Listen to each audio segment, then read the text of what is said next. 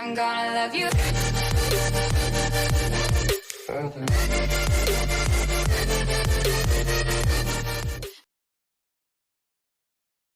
Hey everyone, welcome back to DansChessLounge.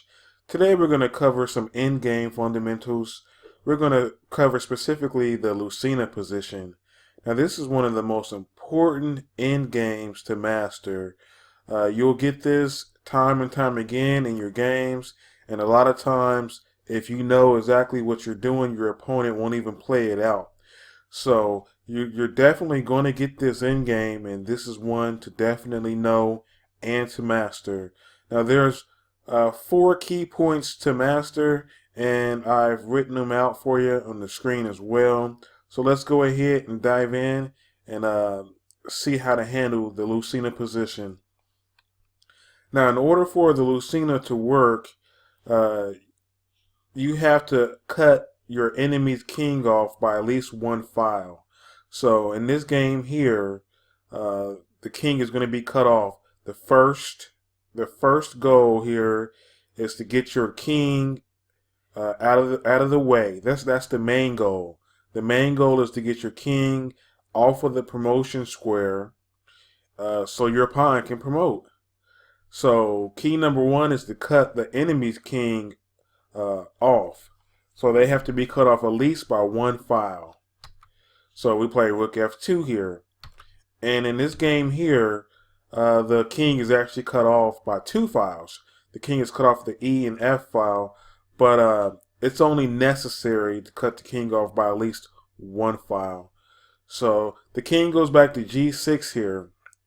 Step number 1, force the king away from the action. Now let me just show you here in case anyone was wondering. If the king would have went to E6 here, then that would just be a clear victory right on the spot, because then the white king would go to E8, and then the black cannot stop the pawn from promoting on the next move. So that's why the king has to go to G6. Step number 1 is complete. Force the king away from the action. Now, step number 2 here is something that you have to know. You just wouldn't figure this out over the board. That's one of the difficulties with endgames, is that you just don't know until you actually study this stuff, or until someone tells you about it. You're just not going to come up with this stuff over the board. And if you do, it's going to eat up a lot of time on your clock when you're playing against someone. So move number 2 here is rook f4. It doesn't matter in your game if you're on the C file or D file. Just move your rook to the 4th rank. It has to be on the 4th rank. And this is to stop the enemy rook from checking your king in the future. You'll see exactly what I'm talking about as this unfolds. In Aaron Nimzovich's book called My System, he goes over this endgame, and he calls this step here with the rook building a bridge.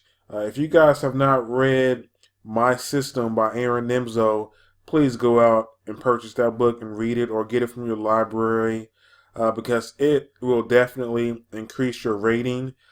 After I read My System, my rating went up a couple 100 points. I've mentioned that in a previous video before. I totally stand by that book. Sometimes it doesn't get the praise just because of the translation, because it was written in another language other than English. But for me, it helped my chess out tremendously, and I wholeheartedly recommend that book. Okay, let's go on to the next step here. Black just plays rook c2 because black doesn't have anything else to do. There's nothing for black to do but check the white king once the king moves. So now you have king e7, because step number 3 is to get your king off of the promotion square so the pawn can promote. Now you have black checking the king, rook e2 check. The king moves to d6. Now you have another check. Like I said, black is just limited to checks at this point. There's nothing else that he can do. His king is totally cut off.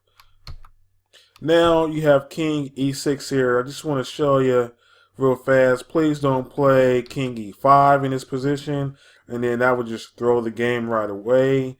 It would be a draw after this, after rook takes pawn. A lot of times you'll get you'll start moving fast, especially if you think you have this end game down pat and memorized. You'll start moving fast, and when you get to this position here, instead of moving the king e6, you'll move the king d5 or e5, and then you're gonna really be heartbroken. So, okay, so king e6, check. Now you have king d5, and then once the black rook checks this time, now you see why it's critical to move your rook to the 4th rank. Now you can block with rook d4, and that blocks the check. Now the pawn is unstoppable from it's impossible to stop the pawn from promoting, and mission accomplished. So there's 4 steps to completing the Lucena position. And guys, I hope you enjoyed the lesson today. Go over this lecture again and again until you get it down pat, till you know it forwards and backwards, because I guarantee that it is going to come up in your games, and then you'll have a leg up on your opponent. Okay, don't forget to like, comment, and subscribe. Till next time.